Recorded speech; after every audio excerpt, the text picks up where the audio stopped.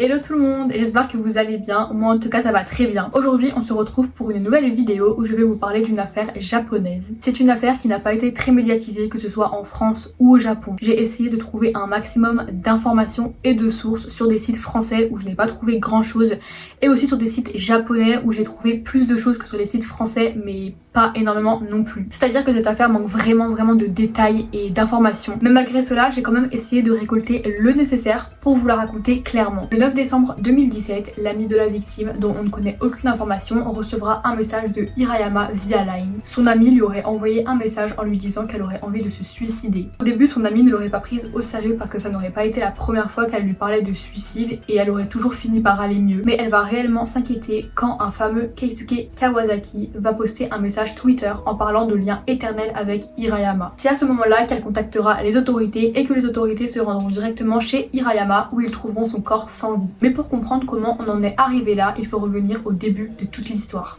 Quelques mois avant le drame, Hirayama, une jeune femme de 20 ans vivant à Chiba au Japon, va rencontrer Keisuke Kawasaki de son nom d'artiste Setsuna. Setsuna, de son vrai prénom Keisuke, faisait partie d'un groupe de visual kei appelé The Egoist. Au moment des faits, le groupe était déjà dissous et apparemment Keisuke faisait un petit peu des métiers à droite et à gauche, enfin il n'avait pas vraiment de métier stable à ce moment-là. La visual kei est un mouvement japonais né à la fin des années 80. La visual kei mélange rock, metal, mais aussi ses looks extravagants, que ce soit les styles vestimentaires, les styles make-up ou alors le style des coiffures. C'est inspiré du théâtre ancien traditionnel appelé kabuki où les hommes jouaient le rôle des femmes, ce qui explique pourquoi dans la visual kei on retrouve beaucoup d'hommes androgynes. Ils portent beaucoup de crop top, de talons ou encore de faux ongles. Voilà, c'est dans ce genre de musique que Setsuna fait son apparition en tant que guitariste. Un beau jour, une amie de Hirayama va lui proposer de venir avec elle au concert de The Egoist. Hirayama va alors accepter et elles vont se rendre toutes les deux au concert. Il faut savoir que The Egoist n'était pas un très gros groupe de visual kei, ils avaient leurs fans et leur petite communauté, mais voilà, c'était pas un groupe national, c'est-à-dire que si les membres du groupe voulaient communiquer avec le public de leur concert, ils pouvaient sans problème. Et c'est là que Keisuke et Hirayama vont se rencontrer et ce fut directement le coup de foudre. Ils vont parler et très bien s'entendre, alors ils vont directement échanger leurs coordonnées pour rester en contact. Les jours, les semaines et les mois passent et ils vont officialiser leur relation. C'était tellement sérieux que Keisuke a même fait rencontrer Hirayama à ses parents pour parler de mariage. Alors pour moi, s'ils parlent carrément de mariage, c'est vraiment que c'est sérieux parce qu'on parle pas de mariage juste pour rigoler. Et selon leurs amis, leur relation était très stable, ils s'entendaient très bien. Seulement voilà, Hirayama va découvrir une tragique vérité qui va amener beaucoup de tension au sein du couple. Elle va apprendre que Keisuke s'est marié à une autre femme un mois auparavant. Oui, il l'a pas juste trompé, il s'est carrément marié derrière son dos.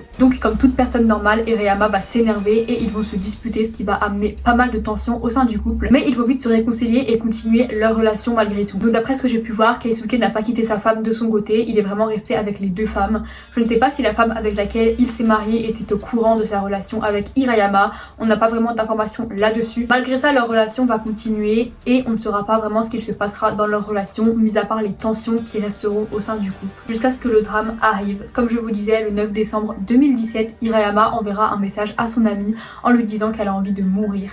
Son amie ne s'inquiétera pas plus que ça parce que ce n'est pas la première fois que Hirayama fait part à des envies suicidaires, mais elle s'inquiétera seulement à partir du moment où elle verra le message que Keisuke a laissé sur Twitter en parlant de lien éternel avec Hirayama. Alors on reviendra sur le fait du pourquoi du comment elle s'est seulement inquiétée quand elle a vu le message Twitter de Keisuke après. Elle s'est alors inquiétée et elle a vite appelé les autorités qui sont directement allées chez Hirayama. Quand ils sont arrivés, la porte était fermée à clé, alors ils sont rentrés par effraction, mais quand ils sont rentrés, tout semblait en parfait état. Il n'y avait aucun signe de désordre, aucun signe d'effraction, vraiment tout semblait en parfait état. Mais malheureusement, en entrant dans la chambre de Hirayama, ils l'ont trouvée allongée sans vie sur un futon. D'après les dires, on n'aurait même pas dit qu'elle était morte, on aurait littéralement dit qu'elle dormait tellement tout était en parfait état, comme si rien ne lui était arrivé. Mais ce qui semblait bizarre, c'était que à côté de son corps, les autorités ont retrouvé du ruban adhésif, des contrats de mariage et du charbon combustible. Le charbon combustible, c'est tout simplement un type de charbon qu'on utilise pour brûler ou pour produire de la chaleur. Et ce n'est pas ça qui va inquiéter les autorités, c'est le fait que le charbon combustible, c'est très utilisé au Japon pour les doubles suicides. Les doubles suicides, appelés shinju au Japon, est un terme utilisé pour désigner tout type de suicide collectif entre personnes qui s'aiment. Les personnes qui commettent le shinju pensent qu'ils seront à nouveau réunis dans le ciel. Et dans les années 90-2000, les Japonais utilisaient souvent le charbon combustible pour se ôter la vie collectivement. Le corps d'Hirayama sera alors autopsié et c'est lors des autopsies qu'on va lui découvrir des traces de strangulation. Alors c'est vrai qu'on ne savait pas si elle s'était ôté la vie d'elle-même parce que son dernier message envoyé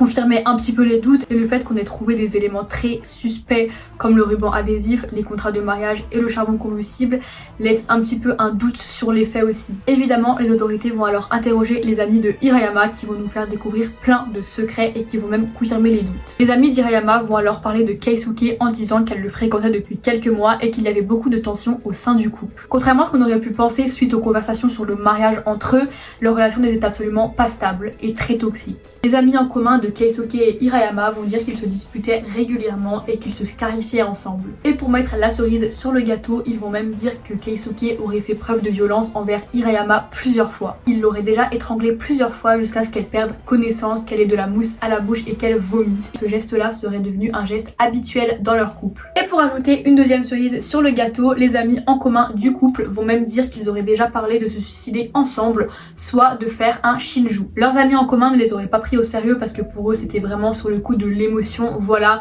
c'est vrai que dans les premiers mois du couple, vraiment tout est rose, on est fou amoureux, on dit des choses qu'on n'aurait jamais pensé dire, mais je pense que quand même parler d'un shinju, c'est quand même un autre level. Aussi, ce qui me paraît assez bizarre, c'est que les amis en commun savaient que Keisuke faisait preuve de violence régulièrement envers Hirayama, qu'ils se scarifiaient ensemble et qu'ils n'ont littéralement rien fait. Après, peut-être que leurs amis en commun avaient déjà intervenu, peut-être qu'ils avaient déjà dit quelque chose, mais le fait qu'ils ne se soient pas plus inquiétés que ça rend l'histoire encore plus inquiétante et encore plus bizarre. Les autorités vont alors directement placer Keisuke Kawasaki en tant que principal suspect. À partir de là, ça devient vraiment flou, mais Keisuke sera alors arrêté chez l'un de ses proches et à partir de là, trou noir, je ne sais pas du tout ce qu'il se passe. Tout ce qu'on sait, c'est que Keisuke va alors avouer le meurtre. Je ne sais pas s'il va l'avouer directement après avoir été arrêté ou s'il l'avouera quelques temps après. Sur ça, je n'ai pas pu avoir les informations exactes. Il va alors dire qu'il l'aurait tuée pour l'aider parce que ce serait elle qui lui aurait demandé de la tuer. Il l'aurait étranglée puis serait parti en refermant la porte à clé. Malheureusement, on ne saura jamais si ces dires sont vrais ou pas ou si ce qu'il s'est passé est un tout autre scénario parce que la victime n'est plus parmi nous. La justice japonaise vont alors prendre en compte les dires de Keisuke Kawasaki et vont alors considérer ça comme violence ayant entraîné la mort. C'est alors à ce moment-là que la peine pour Keisuke Kawasaki va tomber. Il sera alors condamné à 3 ans et 6 mois de prison ferme. Oui, vous m'avez très bien entendu, 3 ans et 6 mois seulement pour un meurtre. D'après ce que j'ai pu lire, Keisuke aurait dû avoir une peine de 13 ans de prison.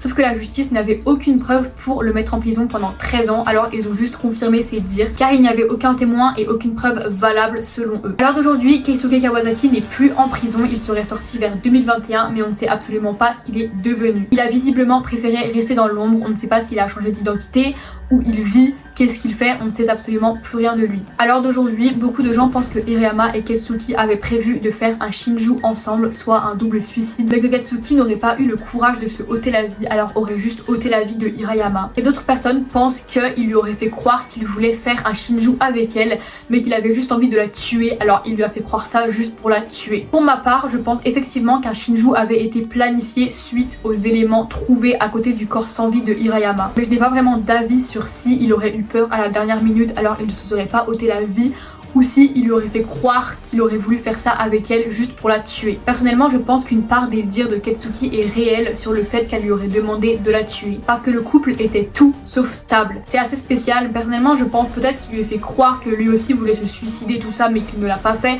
Franchement, je sais pas, c'est très flou. Cette histoire se termine ici, j'espère que la vidéo vous aura plu. En tout cas, moi ça m'a fait très plaisir de faire enfin un True Crimes. Je rêvais tellement d'en faire une vidéo, mais je ne l'ai jamais fait. J'espère que l'histoire était compréhensible malgré les infos manquantes et que j'ai surtout bien expliqué parce que c'est vrai que c'est très compliqué. J'espère aussi que je n'ai oublié aucune info parce que des fois on s'en rend compte seulement après et c'est trop tard. N'hésitez pas à vous abonner, à liker et à commenter pour m'encourager et on se retrouve prochainement pour une nouvelle vidéo. Bisous!